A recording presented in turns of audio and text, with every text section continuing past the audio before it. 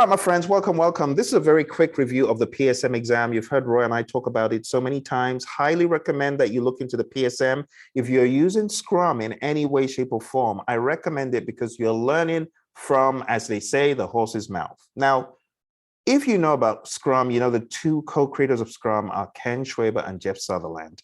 Ken's website gives you the opportunity of learning and taking some really cool certifications in Scrum. I like being authentic, going to the source, and that's why I've taken, I believe it's 4 now, PSM, PSPO, PAL, and SPS certification from Ken's company. So this is really an introduction to the PSM, the Professional Scrum Master.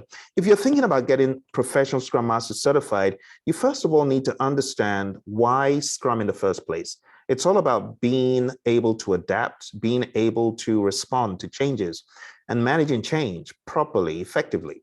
So whenever anyone asks what is Agile, I tell them it's a mindset because that's what it is. Now, Scrum builds on that mindset by giving you a lightweight framework for you to be able to use on delivering value to your customer, being able to solve complex problems. If you really want to take this exam, here's your first challenge. You should be able to draw out the Scrum skeleton. So my awesome friend here, Shamir, who has been part of my honorable alumni and also part of my Project Leadership Institute, we're working on getting the Scrum, Professional Scrum Master down pat. So Shamir, my advice is definitely this one that we're looking at. You need to be able to draw it out as much as possible. And then you need to be able to speak to each one of the 3-5-3 components. 3 roles, the Scrum Master, the Product Owner, and the team, the 5 ceremonies that you see in orange, the optional ceremony that you see in gray, and the 3 artifacts. You're going to know these backwards and forwards. All right. In addition to this, for your exam, you also need to know the Scrum values. You need to be very, very comfortable with the Scrum values. Each one of the Scrum roles has got an expanded version in the Scrum Guide.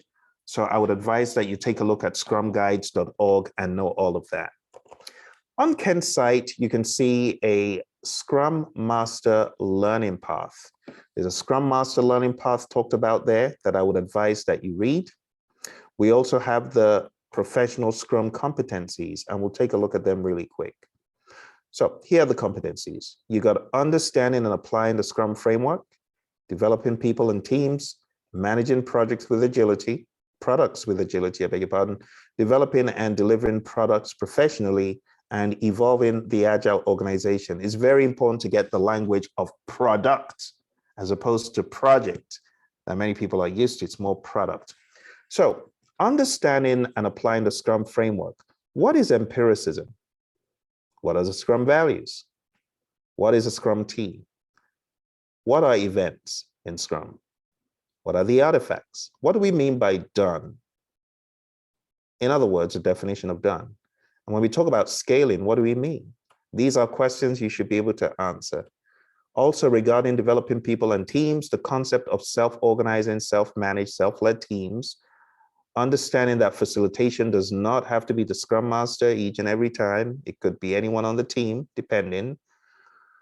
Leadership styles, understanding leadership styles in a general sense, coaching and mentoring, the importance of that, being able to teach. So these ones right here, a lot of times when we see this, we think about servant leadership and we think about the Scrum Master as a coach and mentor. When we think about managing projects with agility, understanding these concepts, forecasting and release planning. There's a difference between planning a sprint versus planning a release. Understanding product vision, product value, understanding the importance of product backlog management, and that being one of the major roles of the product owner. Understanding the concept of business strategy when it comes to the product owner. In order to be the chief value officer, as we often joke, the product owner must understand business strategy. Stakeholders and customers, the importance of those and how we interface and interact with them. Going into developing and delivering products professionally, understanding emergent software development. Everything is not known today. We could learn more as we evolve through software development. Managing technical risk, continuous quality, continuous integration, and continuous delivery are all important. Understanding these concepts that we continuously improve quality-wise, we should continuously integrate whatever we're building And the concept of continuous delivery to delight the customer should not be new if you've read the Agile Manifesto. Optimizing the flow. How do you optimize the flow? Well, you limit your WIP and other things, right? It's all about teamwork, making the dream work. Having T-shaped scales and things like that will help, even though those are not mentioned in the Scrum Guide, but they're helpful to understand about optimizing. Evolving the Agile organization. When it comes to this, we should all have a part to play. Organizational design and culture, that will definitely affect what happens in the world of Scrum, what happens in the world of Agile. Portfolio planning, definitely something the product owner should be attuned to. And evidence-based management. We manage based on empirical data, empiricism. If you wanted to learn about any of these, just click, and my goodness, there is a whole treasure trove of focus areas for your PSM exam, okay? So going back here, scrum.org/professional-scrum-competencies. If you're really serious about getting good marks, top marks on your PSM and scaling it, like just, in other words, getting it done, one and done, highly recommend this page, okay? I'm gonna put it boldly on the screen so that everyone knows where to go to, because if you haven't read this, you're at a loss. This is what scrum.org has recommended you focus on if you're thinking of getting PSM certified. So not reading this, you're at a loss. So read it, all right? There it is, scrum.org/professional-scrum-competencies. Again, if you click on each one, you can go into the details. It's like reading the Scrum Guide, but scrambled, and with even some more information that is very specific to the PSM. All right, so there you have it. Go through that, read it. If you've got any questions, I would like for you to put the questions below this video when it's posted, but that's about it. Any questions about anything I covered or concerns? None? No, right. I think that's good. The only thing that I found is that, so when I take my exam, so I've read the Scrum Guide, but I need to go in and familiarize myself with it, because I found myself guessing a lot when I was taking the quizzes, and like I need to hone in on the terminology. So that's why I made some flashcards so I can, remind, just some definition type work. It's the application of it. Absolutely, Shamir. And to be quite honest with you, we have an audio that just plays in the background for just plays on and on and on. And it's called the Scrum Guide audio.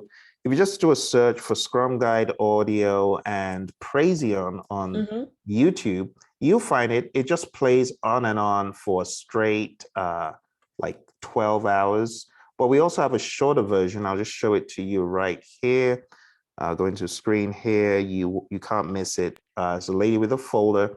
It's called the Scrum Guide Audio Visual. If you click on that, you'll be able to listen to the Scrum Guide just for straight, and then we have another one that link. You have it? Good. And then the other thing, Shamir, is there's the Scrum Guide online. Just use that on a daily basis to go through the 353. Try and put it in your own words. Try and be able to explain, like if you go down here to the Scrum team, each one of these, try to explain it in your own words without running out of gas for about a minute. And if you're able to do that, you know that you've absorbed as much as you should. Also the events, try to explain it back to yourself. It's a lot to absorb. It's a lot, isn't it? Yeah. So if you can explain this to yourself, and if you can draw out the Scrum skeleton, and if you're able to explain the values as well, okay, you're on your way.